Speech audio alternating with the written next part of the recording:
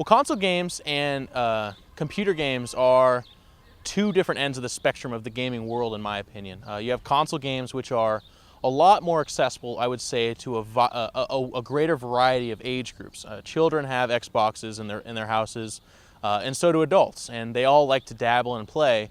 And with the more readily accessible internet gaming capabilities, you see a lot of people taking their game to more competitive levels, which means a lot of people are entering that venue. And that's why we see Gears of War 2 on the WCG bracket. That's why we see Halo being played nationally and abroad.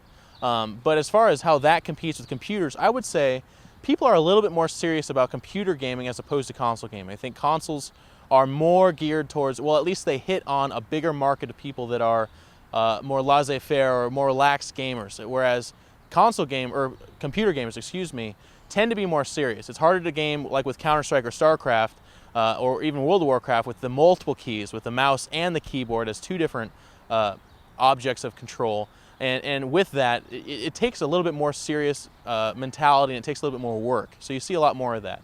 I would say that the one with the brighter future is console games, just because it reaches so much more people, and because it's really popular in more economically successful environments like the United States or like Europe, whereas computer games are usually taken a lot more serious in places like Asia, and still Europe and still America, but just not as big of a deal as the console games are.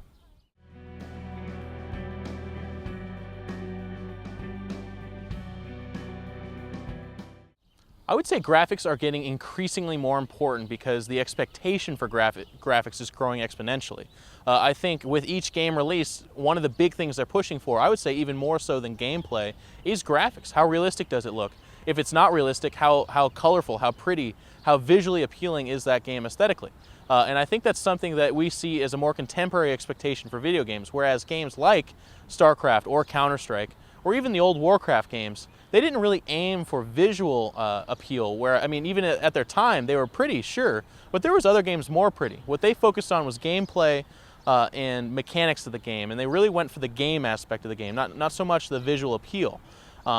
So that being said, I think it's a shame, because I think a lot of games are losing out on finding that harmony between the two, where graphics can make the serious gamer happy and the graphics can make the casual gamer happy, whereas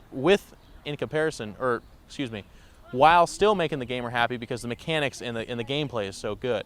I think that trend is on the upside, because graphics seem to be the most important thing right now, and it's too bad.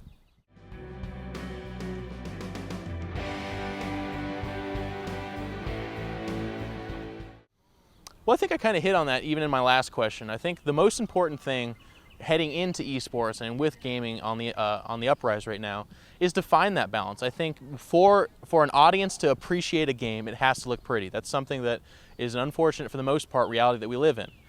We just have a higher expectation with the computer graphics in movies, with Pixar, and in games with the recent games looking very visually stunning.